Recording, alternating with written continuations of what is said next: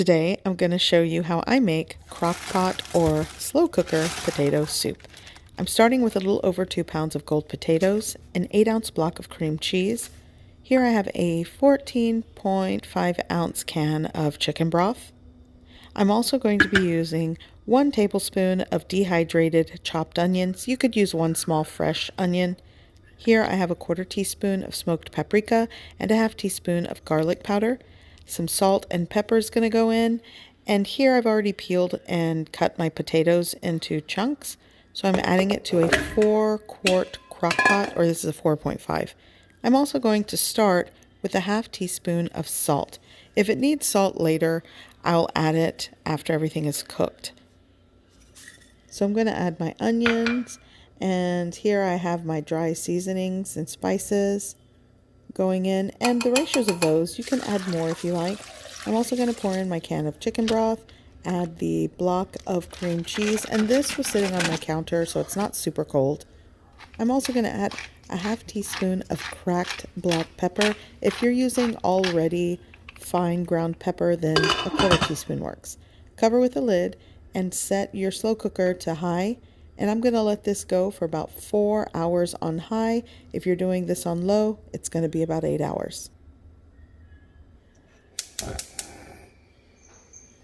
Here I have a pound of chopped bacon, and I'm just going to cook this in a cold pan.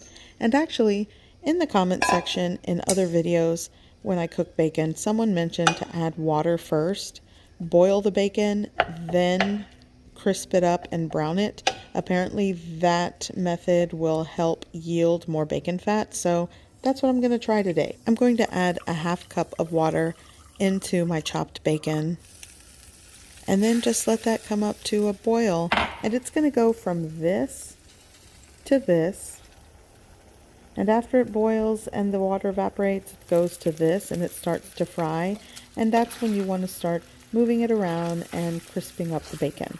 So here my bacon is cooked, and in my opinion, this did yield a lot of bacon fat or grease. So I'm going to reserve this for soft flour tortillas tomorrow. It has been 3.5 hours, so I'm going to check the potatoes to see if they are cooked through. And you'll want them to be fork tender. And I actually like it when you can kind of mash them easily with the fork. That's great. So what I'm going to do now is just take a metal whisk and kind of mash and mix the cream cheese and mix around the potatoes. I like to leave some chunky, and I like to make them kind of smooth and creamy, like a combination of textures, but that is definitely up to you. You can make it all creamy if you like.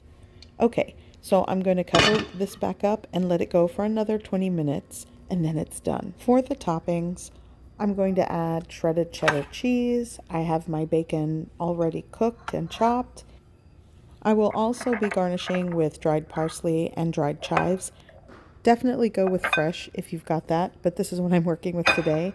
And I will be adding some cracked black pepper. Here I have some red pepper flakes, the crushed red pepper flakes. I love that, and sour cream.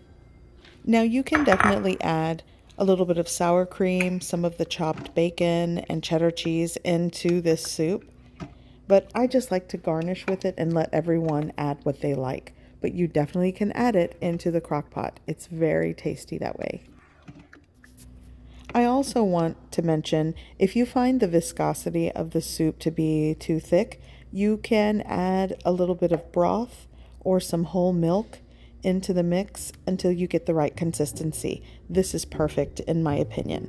And if you find it too thin, you definitely can add some sour cream and add some of the cheese. That'll help to thicken it up.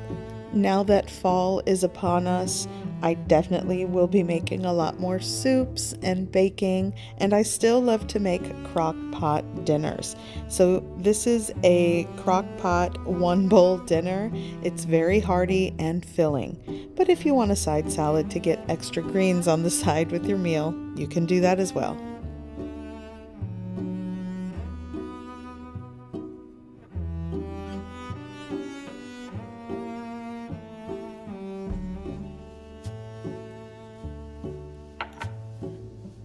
I hope you give this recipe a try.